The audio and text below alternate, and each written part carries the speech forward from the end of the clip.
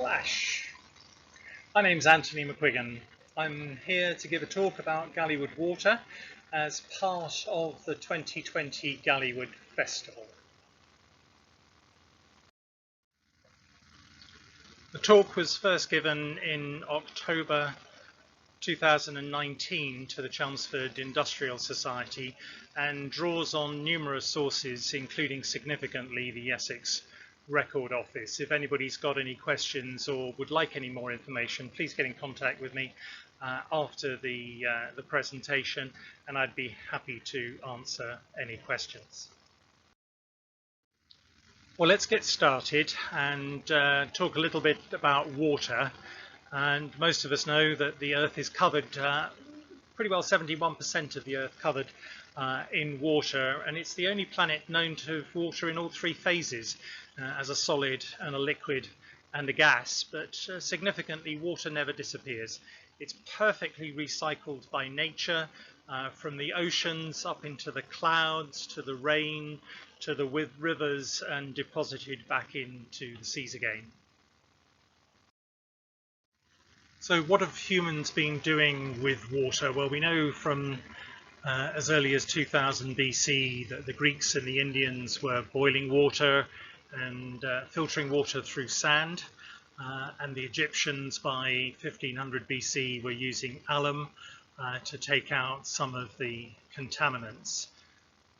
Leading on to about 500 BC with the Hippocratic sleeve, a type of sieve for sieving the water, and of course the work that the Romans did with the aqueducts for moving water over vast distances to their towns and cities very efficiently, for moving water from their supply to where it was most needed in the towns and the cities. Well, we drift through the Dark Ages and not much seems to happen, certainly no records of anything significant, until about the early 1600s, when Roger Bacon started talking about desalination of salty water, and later on the removal of microorganisms and the use of water filters, wood filters, sponges, charcoals, other materials in the 1700s to take out all of those contaminants. The first commercial water of sand filter plant was in Scotland by Robert Thom, and cholera was discovered to have been spread through water, specifically water pumps. John Snow showed that this was not helping and was actually distributing the cholera through the town very, very quickly. And here in Chelmsford we learnt about those effects and put them into action very quickly indeed. So not much happening in Galleywood at this stage, and so we'll have a look at water in general in Chelmsford. And the Middle Ages had sort of been and gone, and the Y-shaped orientation of the Cann and the Chelmer and the geometry of the main streets in Chelmsford were significantly driving the way water and sewerage was moved around the emerging town. This goes back to 1341, when the Blackfriars applied for a license to buy 3 acres of land in Chelmsford for the enlargement of their dwelling place, and significantly to make a conduit to that land from a well in Chelmsford. And the only public sort of drain dating from that time ran from the conduit in the marketplace, Tyndall Square, along the open channel down the high street to a discharge point right at the gullet of the River Chelmsford in the south.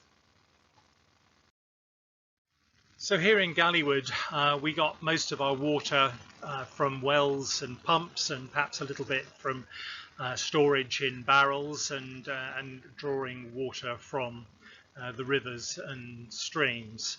But Galleywood water wasn't a single well. It had a multitude of springs and wells, and particularly on the east side of the village and the west side of the village, and most of which were not impregnated with sort of iron and sulfur and purging salts like the water up at Springfield on the other side of Chelmsford.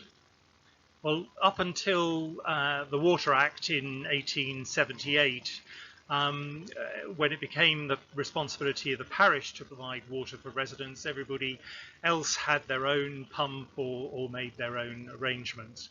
And a village pump was typically provided by the town council or the village council or the parish council, as it was here in Galleywood.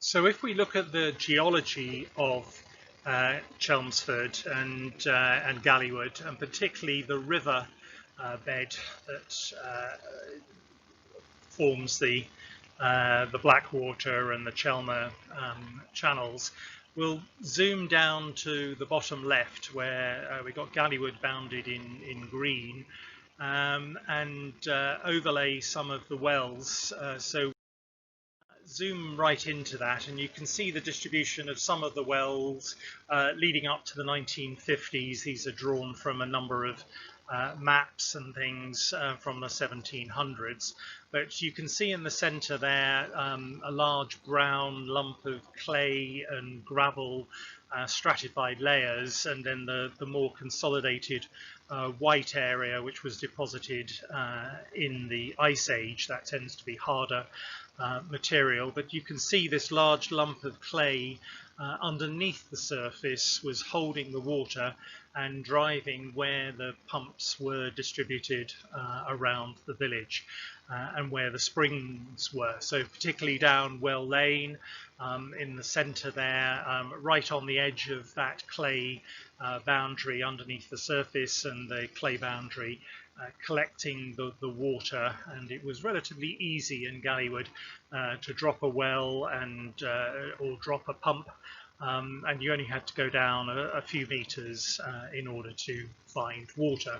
So the underlying geology of Galleywood really drove how we got our water and how we collected it. And we tended to build the houses around where there were ponds, and even today we have surface ponds on the common.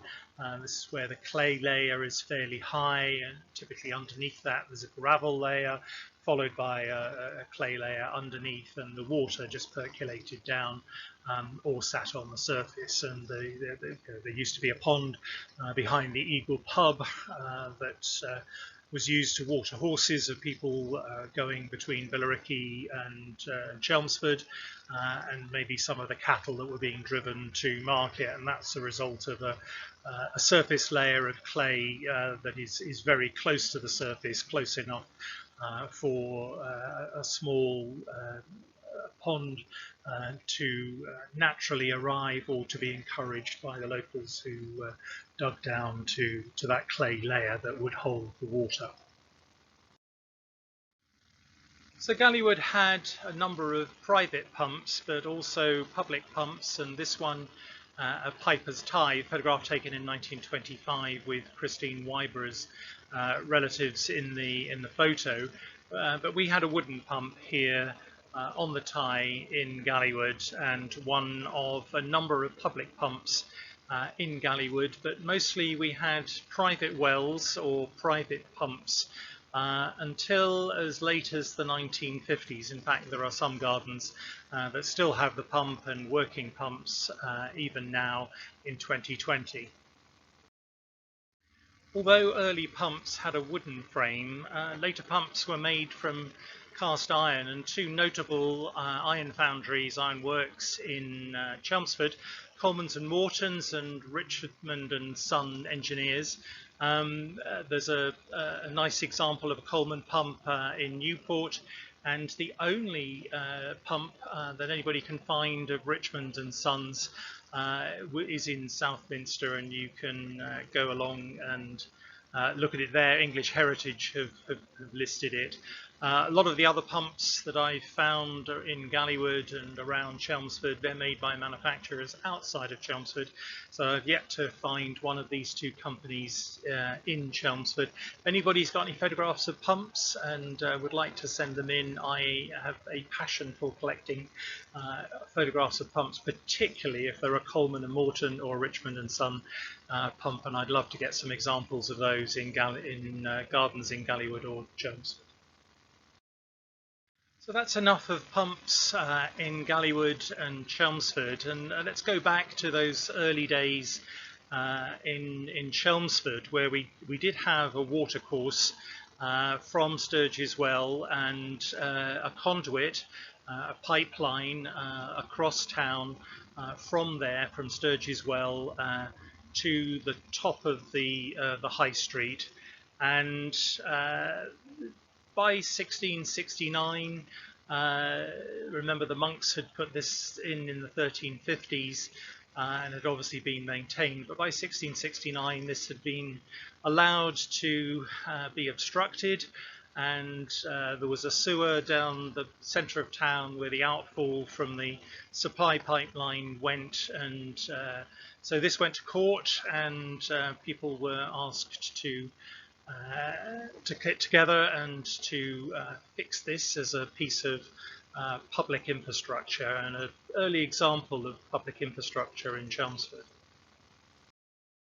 So they repaired the conduit, and water was flowing beautifully again, nice clean water, and by a few years later, 1683, a 99-year lease was taken out for the supply of the town from Burgess Well. A little bit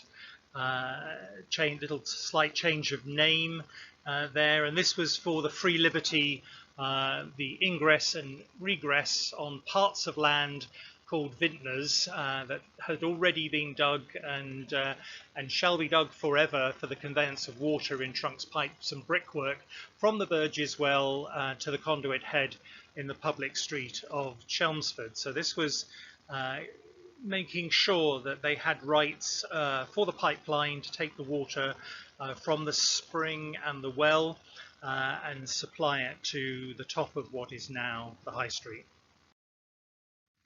So by 1683 there were three main supplies of water for the town of Chelmsford, and those were Admiral Park Springs, Burgess Well Spring, which supplied the top of the High Street, and the Mildmays Artesian Well on the Mildmays land down there where Molsham Street is today. And there were brick and wooden elm pipe channels that were laid from Burgess Well Spring, and that fed the High Street by gravity.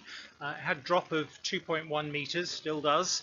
Not very much, but enough to get the water from the Burgess Well into the High Street, and then flowing down the High Street as a sewer, and then straight into to the River Chelmer.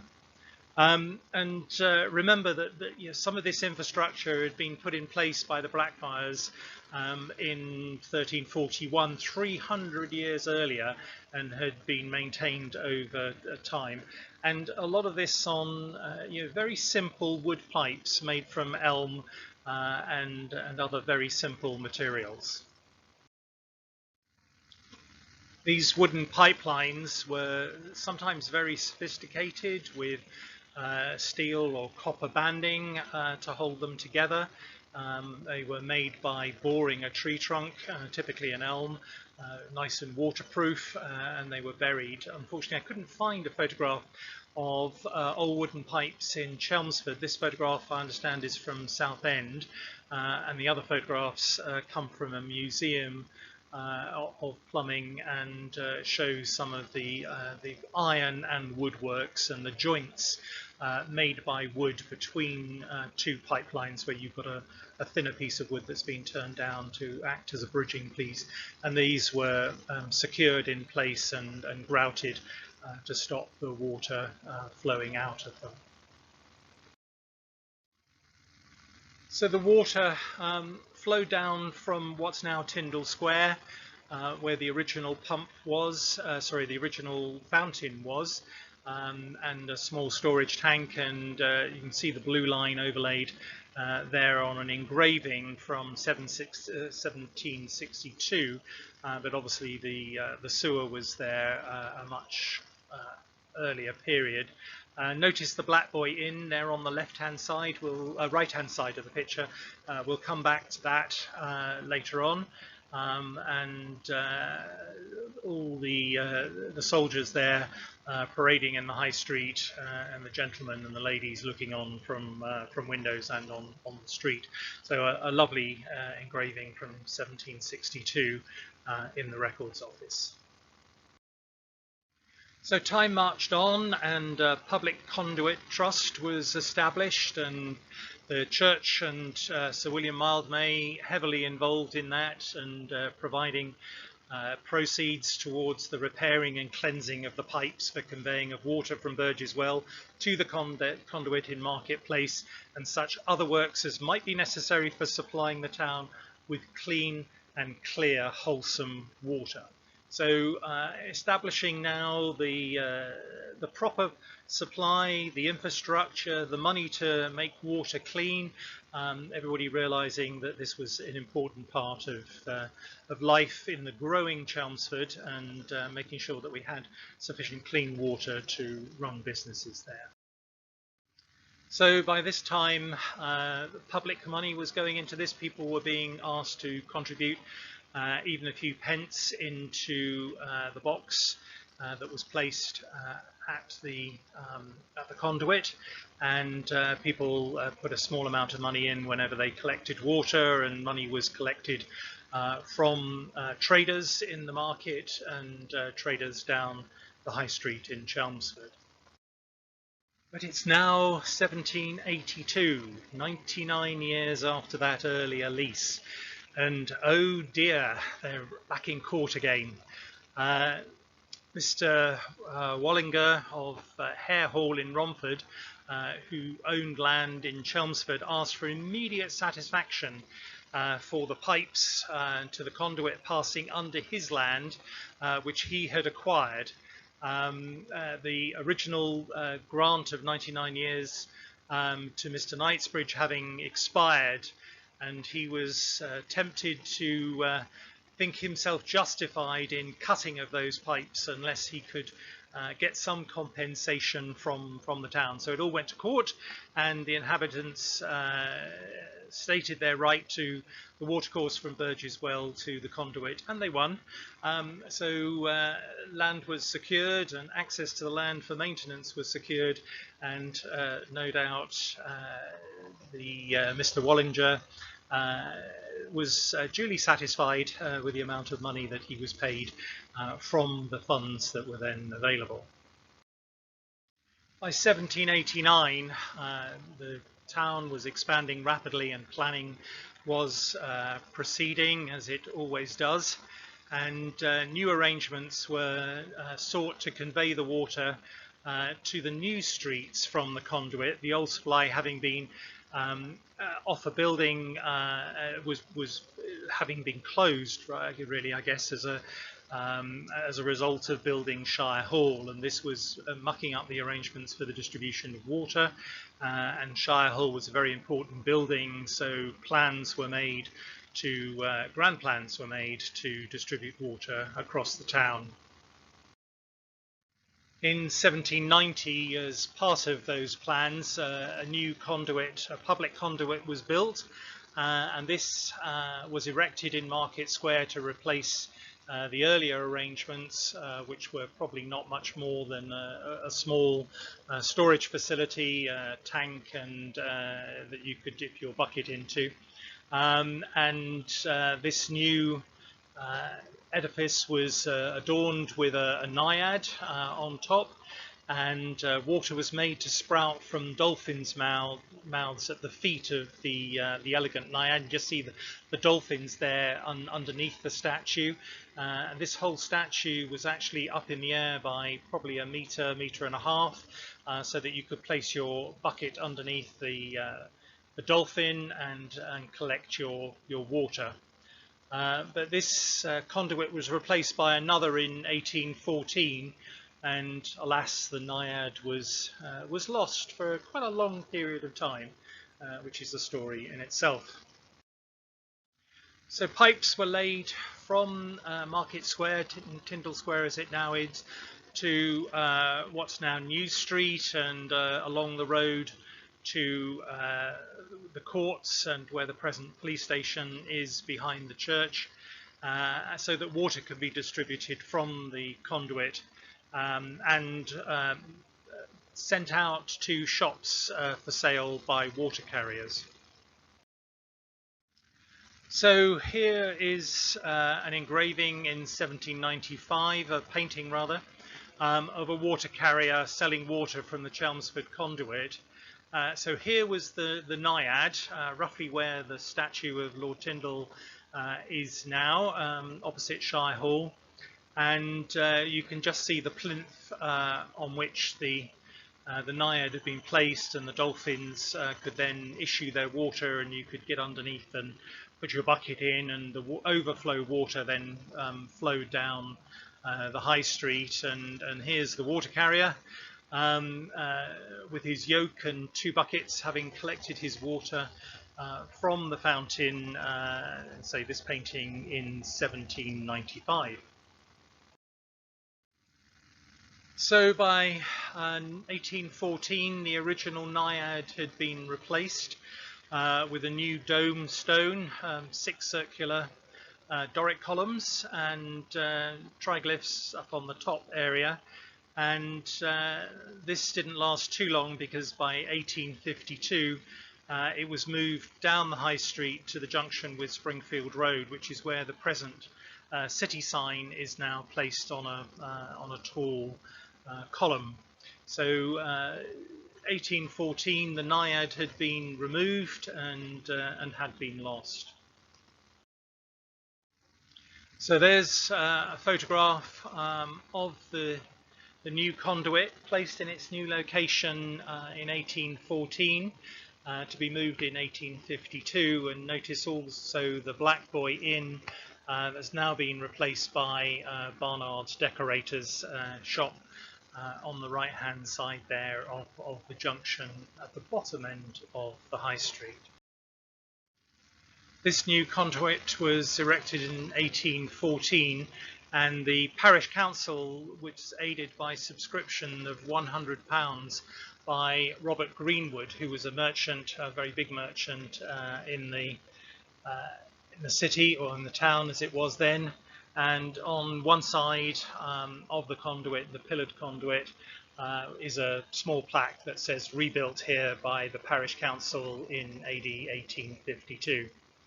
Notice the man on the roof on Barnard's the Decorators.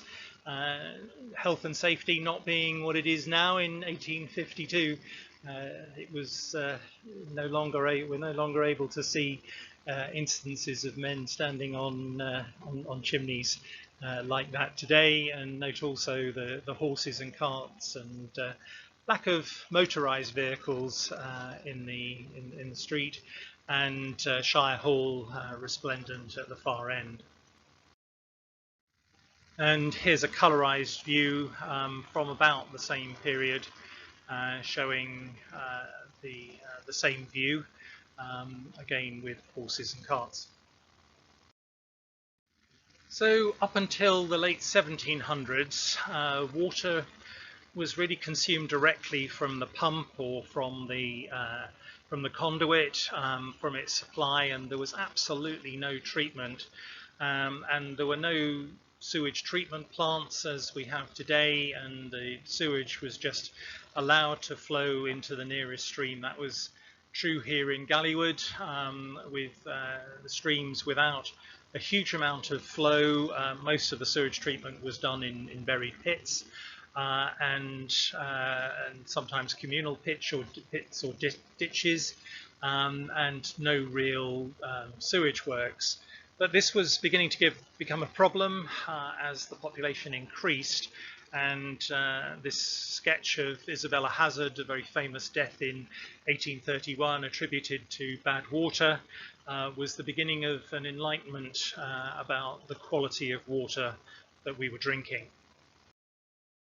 From the 1300s, water had run down the main street of Chelmsford along an open channel and down into the River Chelmer. But in 1852, following a significant cholera outbreak a couple of years before, James Fenton produced the first plans for public water supply here in Chelmsford and a sewage treatment plant at the King's Head Meadow, which was significantly going to change the cleanliness of the water and the movement of sewage to safe locations. I found this tremendous 1852 map from the local Board of Health records, and this shows the buildings at the top of the High Street as it was in 1852, but it also shows marked on it the location of the sewer pipelines and ditches and the water supply pipelines that used to just feed the conduit at the top of the High Street, shown there as a small sort of rectangle, and the new pipes can be seen feeding some of the shops and the market and the sewage works coming down now from New Street and down to join the sewer and lead down into the rivers. Well, the Enlightenment continued because in August 1854, a gentleman called John Snow published a series of findings about the Broad Street pump. You can see the pump illuminated by the gaslight on the corner of the street there. And this pump was found by him to be the sole source of a cholera outbreak in London, and so significant was it that it is recorded very, very carefully.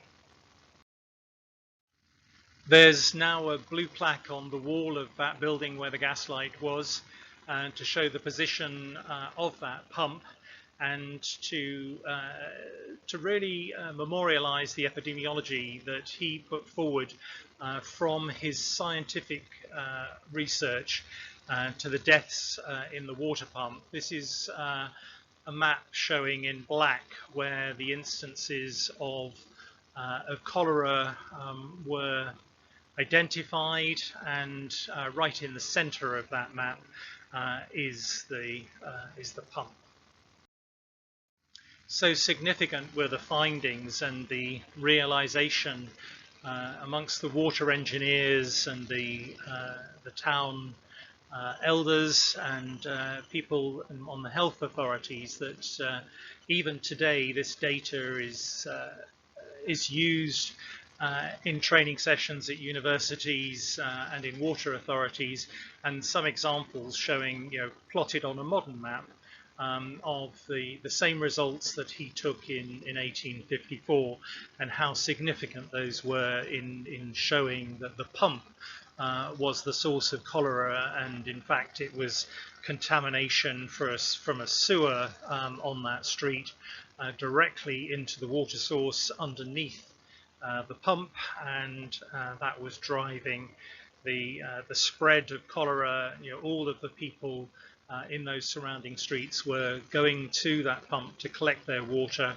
and it was being used in pubs to brew and to wash down carcasses in butchers and so on. So a very significant finding. Nobody up until that point had really connected the water supply with the outbreak of disease, and in this case the awful disease of cholera. Well, here in Chelmsford we have to thank John Cloth-Thresh. He was born about the time of these cholera epidemics in 1850 in Wakefield in Yorkshire, and he went to Owens College in Manchester, where he was looking at pharmacology and pharmacy and chemistry at that time. And by 1884, he was at the University of London, where he studied some of the work on that previous cholera epidemic, and that was part of the curriculum by then. And he came to live and work in Chelmsford. He lived in New London Road in Chelmsford, and there's currently a street named after him in Longford, where the Essex treatment works that he was to establish were built. And he wrote a very, very famous reference book called The Examination of Waters and Water Supplies here in Chelmsford, and I have the first, the second and the third edition of that book, and it is a meaty tome, and it talks about water and water supply and treatment. And John Clough Thresh literally wrote the book of public health here in Essex from Chelmsford, and established waterworks. He died in 1932 before some of the modern waterworks at Hanningfield and the new reservoir at Galleywood. But he was certainly involved at Longford at the pumping station and the water treatment works there, and that's where he served his final days as the county medical officer, and I think a gentleman worthy of a blue plaque on New London Road for the work and his contribution, not only to learned papers but to reference manuals that were on every water engineer's desk, and you know, an amazing man that changed the shape of how we think about the treatment of water and what we should do to determine it, or to ensure that we do have a clean and bug-free water supply. So let's look at some of those sources of supply, and here's an example of the reservoir in Admiral's Park, and the Burgess well that was closer to the railway line, the bus station, the Clovel Lane car park now, was one of those. And beginning the establishment of water towers, so a water tower coming up, and a reservoir built for the Chelmsford Corporation Waterworks in Admiral.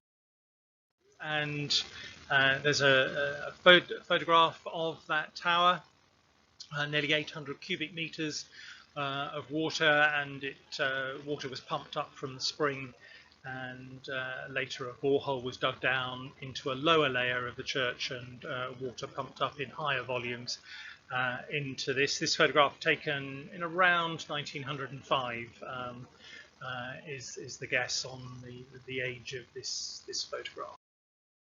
And the Burgess Fairfield Road spring coming up in a kitchen garden of 15 Fairfield Road, not there anymore, and it became the spring that fed the conduit, became a reservoir, 34,000 gallons of water in there, and an iron pipe to the market garden, and where it was joined from water with two other springs, and cleaned a little bit in watercress beds and filtered using sand and charcoal, and then into an earthenware tank and pipes, and then iron pipes to the Mildmay Yard reservoir, where it was mixed from water from the well. So that Burgess well had a checkered past, responsible for an outbreak of diarrhea in 1903. Over 1,000 people, 14 deaths from that, and so water still not clean as late as 1903, and Thresh was involved in that outbreak and what they did to repair it. So the establishment then of a reservoir on the corner of Wood Street and the Stock Road, Galleywood Road. The reservoir was built there. Unfortunately, not there anymore. There is a small pump and works there. It was a much bigger reservoir right on that corner. It's now a roundabout,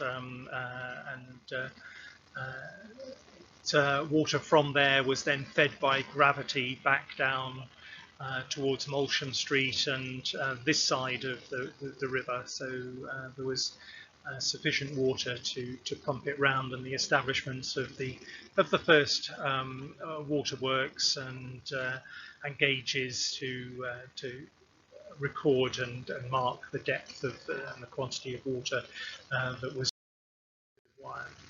And then down to the Mardway Yard Reservoir in Hull Street.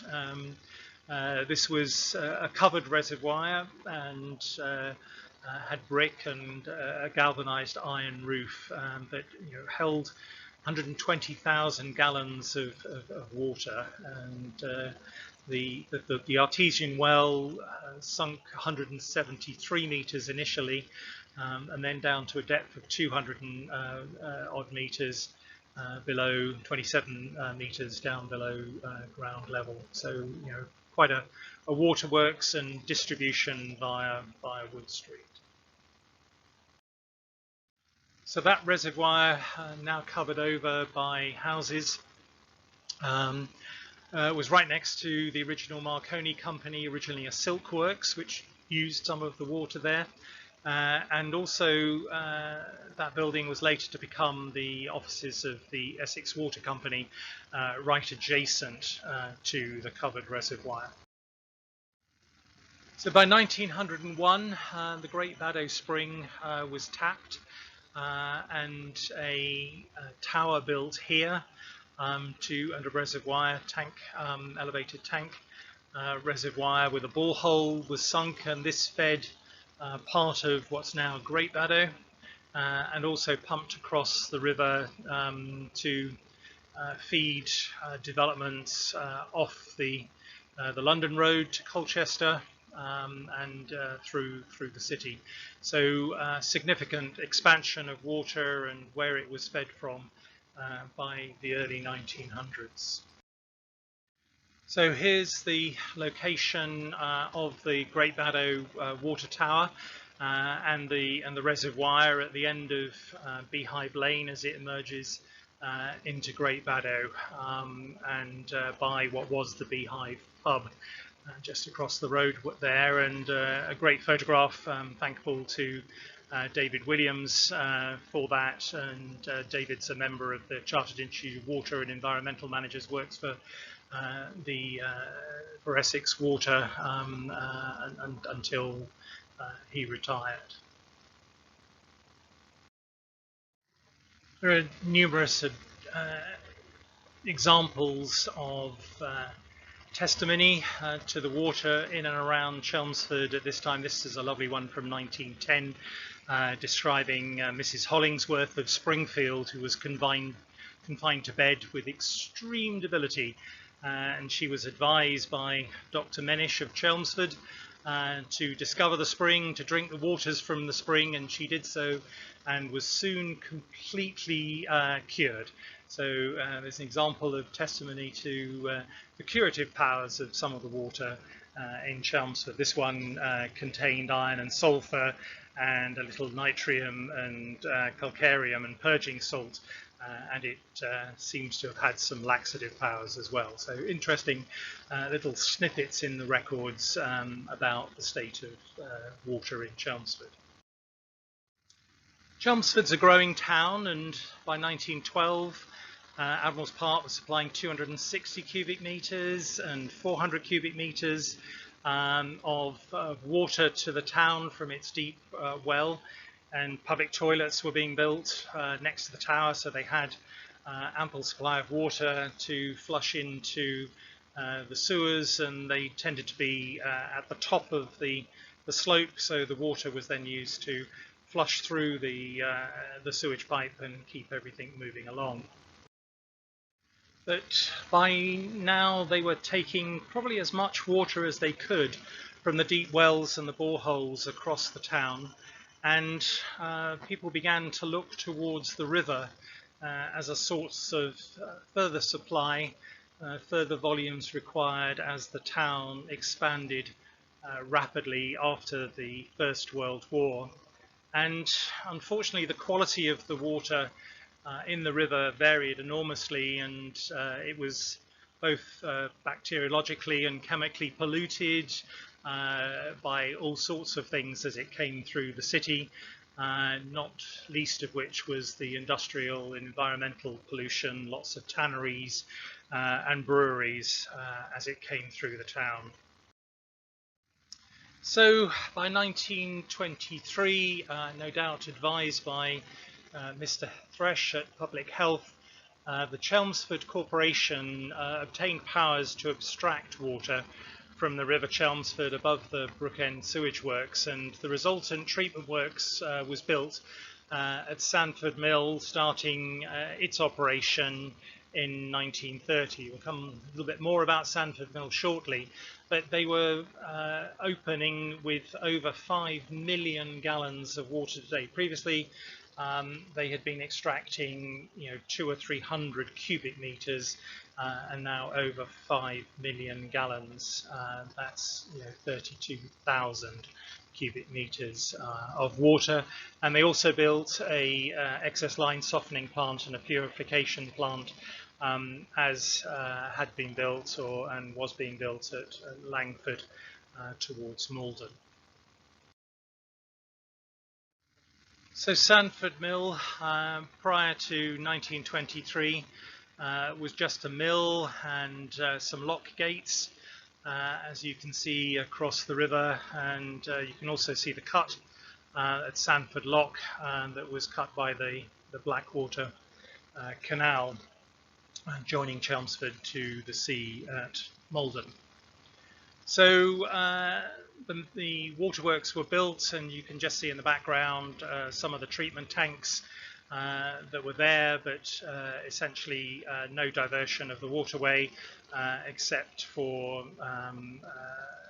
through the new pumping and extraction house where originally the water had turned the mill. So the volume of water went up and up and up as the town and the surrounding towns grew, and Chelmsford going to 26 million gallons, and Ingatstone up to 15 million, Riffle up to 8 million, Broomfield up to 10 million. The volume of water being used was going up and up and up. But across the town, and particularly here in Galleywood, there were a series of droughts in the 1930s, especially in 1932, 33 and 34. It was enough to seriously affect the shallow wells that we had in Galleywood. Many of them dried up, and parts of the area there were families and extreme poverty for families and farms that didn't have any water, and water had to be carted over extremely long distances. And this was the early part of the Depression as well, so the economic depression on top of the drought, causing severe issues for the people who lived in Galleywood. Although the river was first canalised in 1797 to allow goods and things to be transferred to and from Chelmsford, and was certainly a key driver in the growth of Chelmsford at that time, unfortunately the canal acted like a reservoir, and it had the positive effect of allowing some biological improvement and chemical improvement, and a reduction in nitrates and calcium concentrations in the water as well. But there was a significant negative effect, and you can still see that on stretches of the canal with algal blooms, particularly in the summer, and when there were lower flows and much warmer water, which obviously encourages those blooms. But also in the summer there was occasional incidents when abstraction of water by the water company at Sandford Mill reduced the canal level to such an extent that barges ran aground on the canal, and towards the 1920s and 30s the canal was being used less and less, but that cleansing effect that the canal had was largely disappeared, and improvements needed to be made. So this is a lovely painting in 1806. This is in the Oaklands Museum, and of the mill before it was converted to a water extraction plant, and shows the arrangements there for the letting out of the water from the mill wheel as it turned underneath the and a photograph from 1923, just before Chelmsford Corporation took it over to build the waterworks, and then the waterworks as they were in 1929. At the completion of those works, you can see the house on the right hand side there still existing, but the mill essentially taken down to build the waterworks, and the new arrangements, or the adjusted arrangements for the water flow underneath the extraction plant and the bypass around the southern side of the building clearly evident. And what it looks like today from the other side, with the water entering from the left side of the building, going underneath the building and coming out in that previous photograph in the center of the side of the building that's hidden on the right hand side there. Note also the ropes across the bypass river, used by the canoe club for canoeing, and they extensively train up and down this stretch of the river.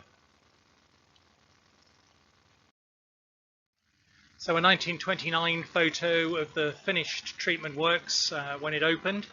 You can see the new mill building there on the left-hand side, and the right-hand side with the treatment tanks and the river emerging from the lower right side and travelling through the site and out on the upper left-hand side.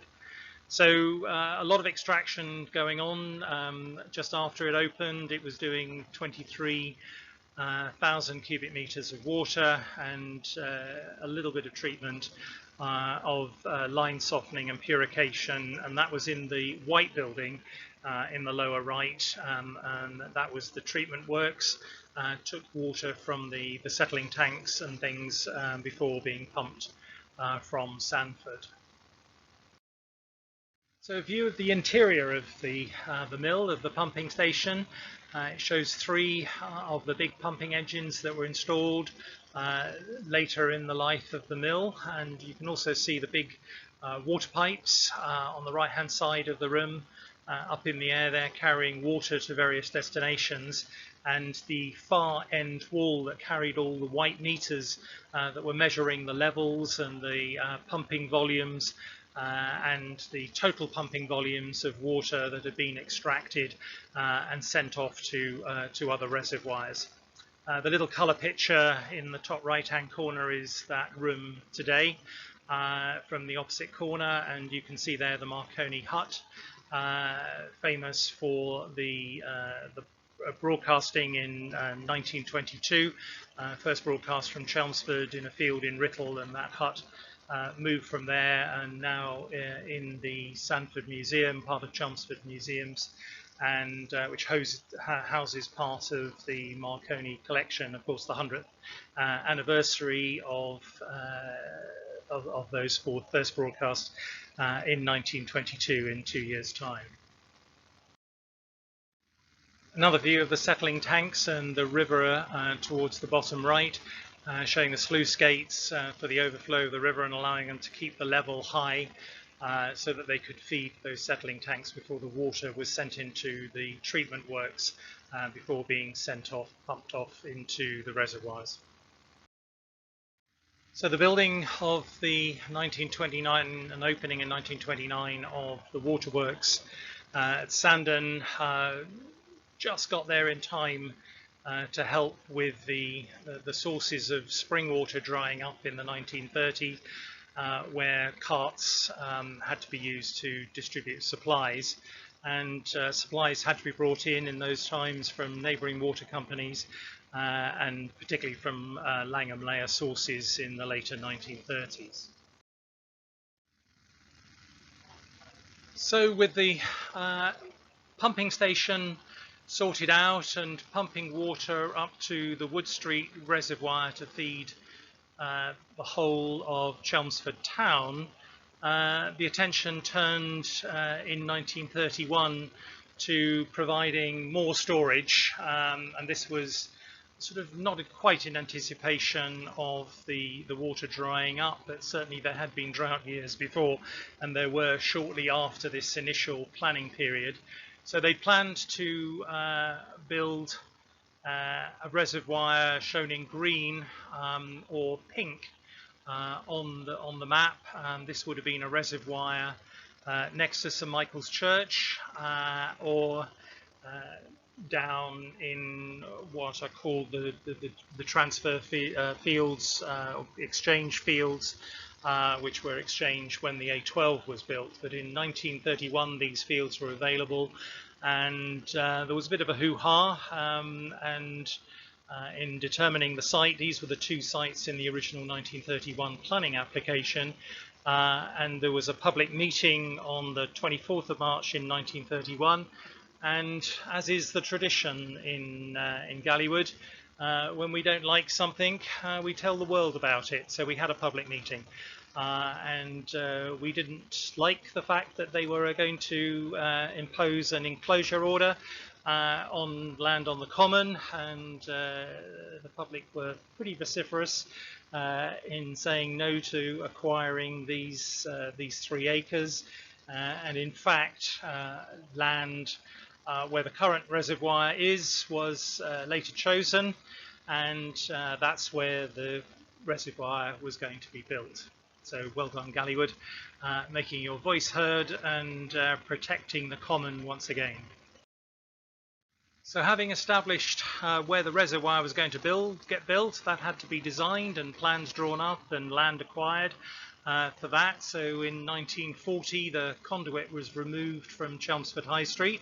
So you can see the scaffolding going up. They've taken the gas light off the top, and they're slowly dismantling it, and they took it down and re-erected it in Tower Gardens in Roxwell Road. And instead they built a little crossing with a black and white pole in the centre where the city sign now is, and where the Naiad once was. Oh no, the Naiad wasn't there. The Naiad was at the top of the street, so just where the conduit was, and they replaced it with a pole to allow the traffic to get round and to take that corner to go to the Chelmsford Road. Note that Boots the Chemist is now where the Black Boy was and where the hardware store was and the man on the roof. So the world has moved on a bit, but actually the scene is pretty much the same as it was 100 or more years before. So back to 1949, the end of the Second War, and another sale notice this time from the estate of the late Mrs. Lavinia Keane. By all accounts, the reservoir, although it was they started the planning in 1931, it's now 1949, and they just acquired the land in order to build that reservoir, and only after the death of Mrs. Keane. Mrs. Keane, as many as you know, a wonderful philanthropist and lady of the village. She lived here, and she contributed not only the land but the money to build Keane Hall, and also ended up selling part of her land after her death to build the reservoir. So great lady. She built a number of things, particularly in the East End of London, and a building that was later to become part of the early AIDS research and care system in the 1990s. So Galleywood's underway and the reservoir is underway, but in 1951 the Chelmer flooded, the famous 1951 floods. You can see Sandon Mill in the picture down there, indebted to Britain from Above for use of this photograph from historic England. I think it's a marvellous view that shows the catastrophe of the flooded river, Chelmsford in the distance, and you can see the railway line and other buildings in Chelmsford, and it just totally flooded the valley, leading down to Sandford Mill, and totally flooding all of the treatment works and all of the buildings there. So the new Galleywood Reservoir emerges from the ground behind Keene Hall. Keene Hall's built now without its extensions, and you can see Keene Hall roughly in the centre, and the crossroads slightly to the left with the Eagle Pub and the common beyond. Notice how few trees there were on the common. This is by now mid-50s. This photograph was taken. It's in the Heritage Centre in the Galleywood Village archive, and I like the fact that there's a double-decker bus coming along outside the school, which is now the youth centre, and just before it arrives at the bus stop by Keene Hall. So there's the reservoir emerging. It shows half of the construction. The reservoir was built in two halves. The second half to the right of what's visible here, with the columns that would support the roof, and they built the walls and the soil banked up to support the walls of the reservoir. Fairly traditional reservoir, typical reservoir construction from the 1950s, concrete slabs erected, and a lot of it cast in situ. So here's a view of the inside of the reservoir, and you can really see how big it is. And they dug out part of the ground underneath to give it a firm base, and that soil was used to bank up on the outside of the building. And you can see the roofs of the houses on Watch House Road in the distance. So we're looking towards Watch House Road and Galleywood with our back to the car showroom that's currently there on the green.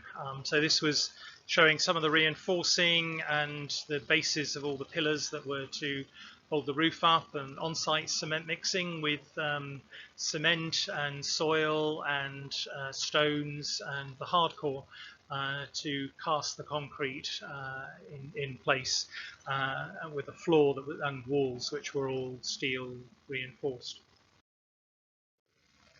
And another view of the reservoir under construction. They still quite got to the right hand side of the reservoir, but a lovely view of the church and the racecourse at that time, and significantly less trees than there are now.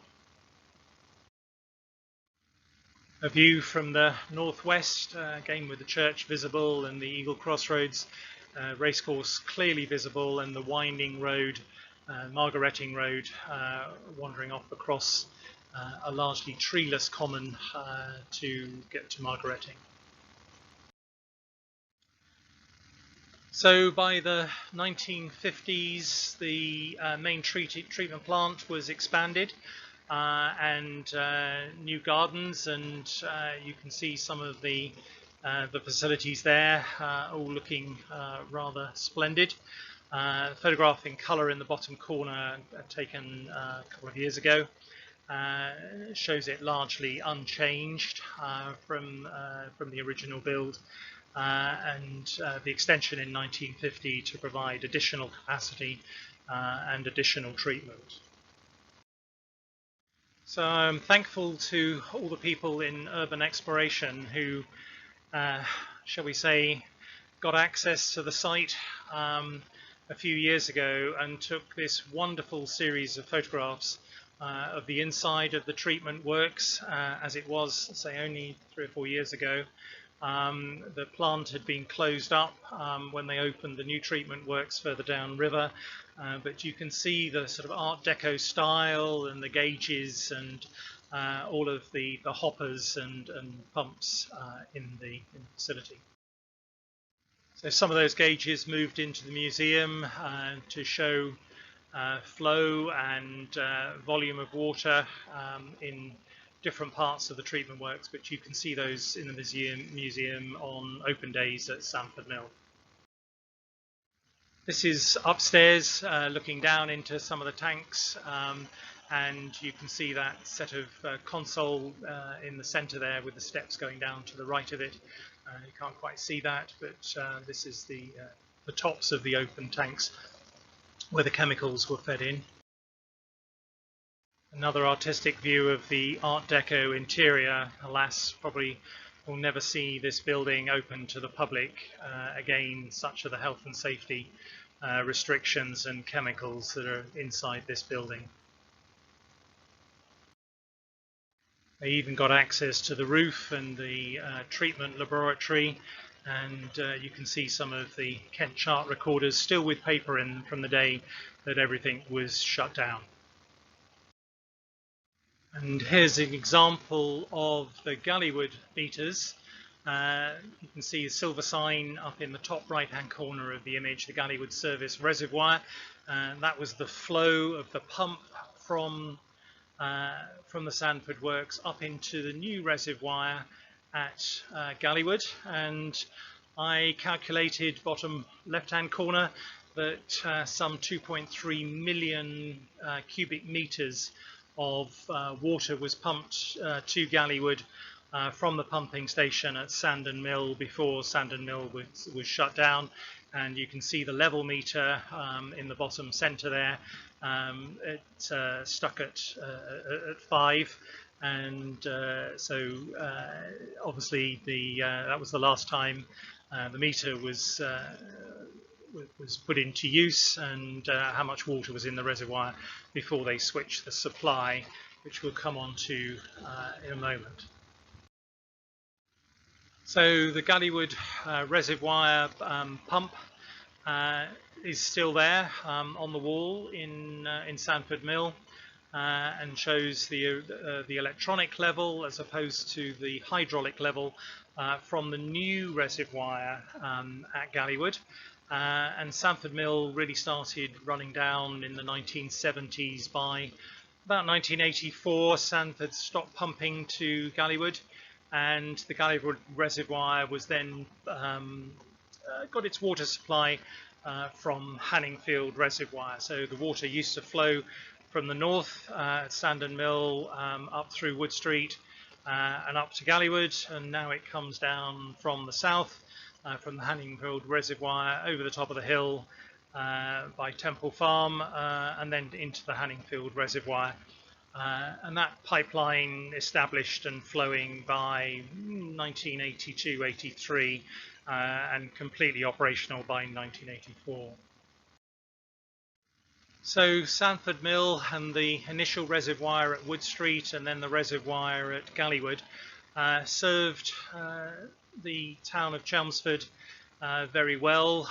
The mill stood empty for a long period of time before the Chelmsford Council allowed Marconi Industrial Museum to be housed there as part of the Chelmsford Museum service, and it does have open days a couple of times a year, and it opens on Marconi Day as well, where there's a celebration of the work of Marconi. So historic lifetime, and Galleywood very much in the forefront from 1959 of supplying water not just to Galleywood but to Great Baddow and Molsham and right across Chelmsford to Springfield and beyond. So a huge pivotal role in the supply of water, which it continues to this day. However, Galleywood didn't get its first mains water in spite of the reservoir until about 1959, and the navvies moved in to Galleywood. Been trying to find a photograph of that, of the navvies digging up the roads in Galleywood to lay the pipelines and the sewerage. So some years after the reservoir was pumping water to the rest of the town, it finally got to pump water to Galleywood in 1959. And of course that was the beginning of building and expansion in Galleywood. Buildings could now be built with modern mains water and sewerage, where previously all of the buildings in Galleywood were fed from their own pumps and wells. So by 1974, the water network looks something like this across Essex and up into Suffolk. The treatment works and extraction shown as hatched boxes like a little window, and you can see Sandford there to the right of Chelmsford, and the pipeline up to the Black Square at Galleywood, and the original pipeline up via Wood Street, fed from the artesian wells in Molsham.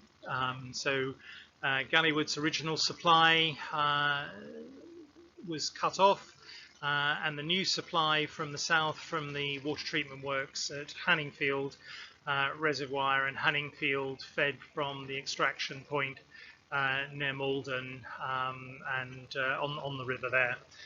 So quite an extensive network and a backbone and a water exchange project with adjacent places, and also the ability to transfer water to London and the outer reaches of London as London grew up, and certainly as the towns grew up in Essex. There was an adequate supply of water that was able to be pumped around and distributed across the county. So by 1974, the reservoir at Hanningfield was now well established and full of water, and the treatment works and the pumping station built underneath the main embankment, and you can see the water pipeline coming in from Langford rather, and the pipeline going out to the left to the Mid-Essex division, and including the storage reservoir here in Galleywood. So by 1960, the reservoir in black and white in the bottom right-hand corner there, built, and but the edges are not established yet, the new growth not established, and another aerial picture in 1984 showing how the woods have grown up and how the reservoir has settled into its environment, and Galleywood off in the distance there on the horizon. So by 1978, the Mid-Essex division from the Essex Water Company had expanded. Again, you can see Galleywood central to that, and water distribution across Chelmsford and on the big loop that goes from Danbury and Great Waltham, Writtle, and back round to the south at Hanningfield again allows water to be pumped around the county. By 1984, the network extended again, but the pumping capacity significantly improved, and the main works there are all detailed in the annual plan, the 1984 plan from the Essex Water Company. Brings us up to date, almost. The Chelmsford local plan, which is just going through the City Council, has been through its hearings last year and its ratifications, so it's got through all of those.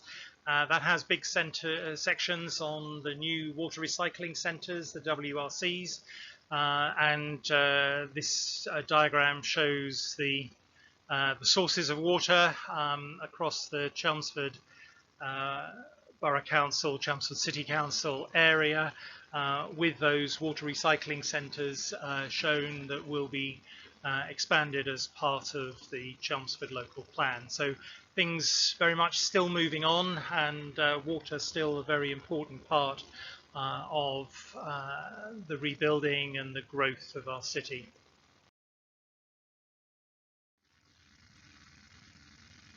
So thanks for joining me for my talk on Galleywood water. Thanks for joining us at the Galleywood Festival in 2020. If you'd like any further information or you've got any questions, I'm quite happy to take an email. I'll try and get back to you as soon as I can. This has been a interesting quest for information on the water around Galleywood and in Chelmsford, and extensive sources of information drawn from the Essex Record Office, which is online at the moment. Unfortunately, you can't visit, but has a tremendous resource, some of which I've shown you here. So I hope you've enjoyed it, and please come back and look at other things on the festival website, and join us tomorrow on Wednesday for a talk on the diplomatic service and the Queen's messenger. So until then, take care and be safe.